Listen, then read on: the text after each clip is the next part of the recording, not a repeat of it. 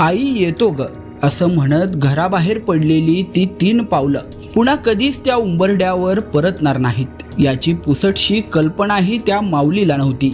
नियतीच्या एका क्रूर वळणाने एका कष्टाळू मातेचं संपूर्ण हस्तखेळतं विश्वच आज उद्ध्वस्त करून टाकलंय।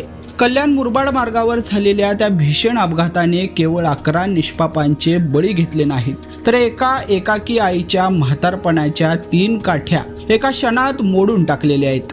मूळचे मुरबाड तालुक्यातील पणे गावचे असलेले 22 वर्षांची स्नेहा, 20 वर्षांची मानसी आणि अवघ्या 17 वर्षांचा प्रथमेश ही 3ही भावंड म्हणजे आई अंजना मोहपे यांच्या जगण्याचा एकमेव आधार होती।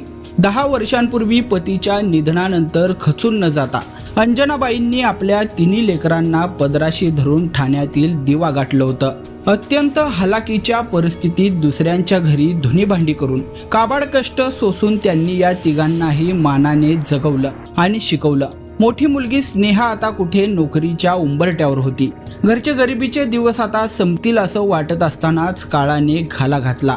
सोमवारी सकाळी सुट्ट्यांचा आनंद घेण्यासाठी ही 3ही भावंड आपल्या मूळ गावी काकांकडे जाण्यासाठी उत्साहात निघालेली होती। दिवा ते कल्याण असा लोकलचा प्रवास हसत खेळत पार पडला, पण पुढच्या प्रवासासाठी ज्या इको पिकअपमध्ये ते बसले तोच त्यांचा मृत्यूचा सापळा ठरला। रायते पुलाजवळ ओव्हरटेक करण्याच्या नादात समोरून येणाऱ्या सिमेंट मिक्सरनं या गाडीला काळ बनवून धडक दिली आहे।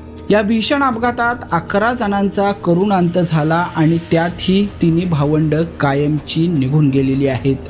ज्या मुलांनी आईला येतो असं सांगितलेलं होतं त्यांचे मृतदेह पाहून आज संपूर्ण पणे गाव सुन्न झालेला आहे। ज्या हातांनी या माऊलीने लेकरांना घास भरवला त्याच हातांनी आज आपल्या 3 काळजाच्या तुकड्यांना अखेरचा निरोप देण्याची वेळ तिच्यावर आली आहे। अनेक वर्षांपासून रखडलेलं पुलाचं काम आणि बेशिस्त वाहतूक आज एका आईच्या उद्ध्वस्त झालेल्या संसाराला कारणीभूत ठरली आहे।